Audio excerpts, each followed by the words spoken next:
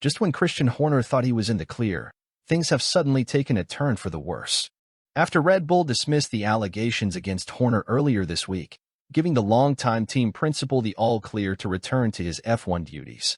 Supposed WhatsApp messages between Horner and the complainant were leaked to various members of the press as well as F1 team principals, the FIA, and Liberty Media.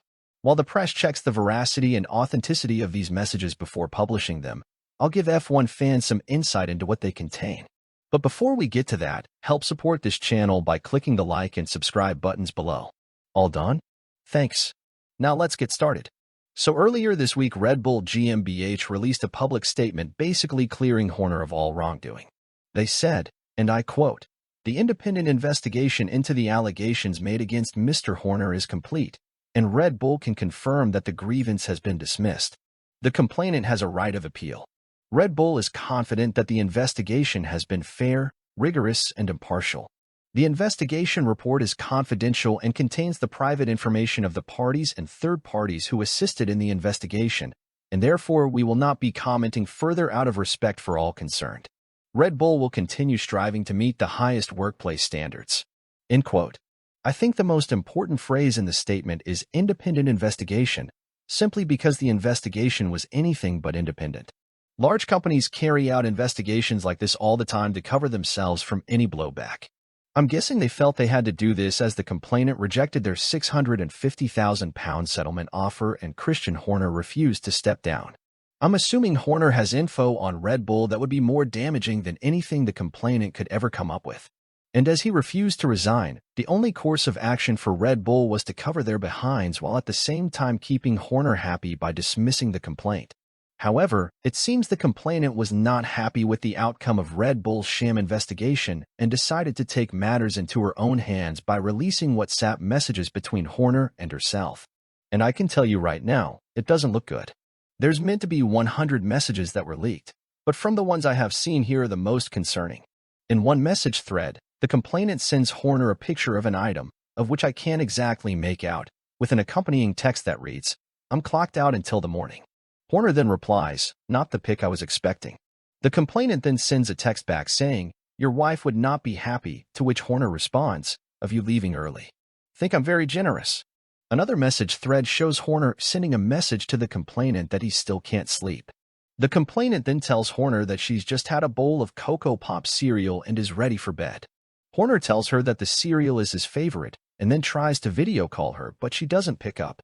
Christian then asks the complainant if he can call her, and she replies, "It's bedtime." To which Horner responds, "I know."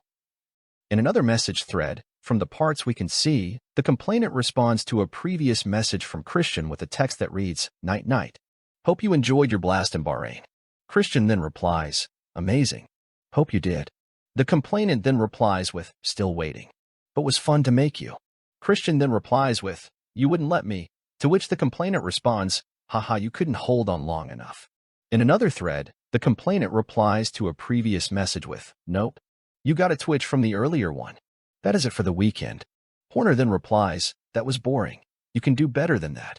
Need something for the trip back." To which the complainant responds, "The excitement of just seeing me in the morning. Yes, I can do better, but you aren't my boyfriend." In a previous video of mine about Horner, I described him as having narcissistic traits. His constant need to be in the spotlight is a clear example of this, and one of the reasons he hates Toto Wolff so much, because it was Toto who deprived him of the spotlight during the 2014 to 2020 period, at the height of Mercedes domination. Even Horner's buddies at Sky Sports F1 who he'd grown so close to over the years abandoned him to make Toto their first point of call at race weekends. Horner became a side note.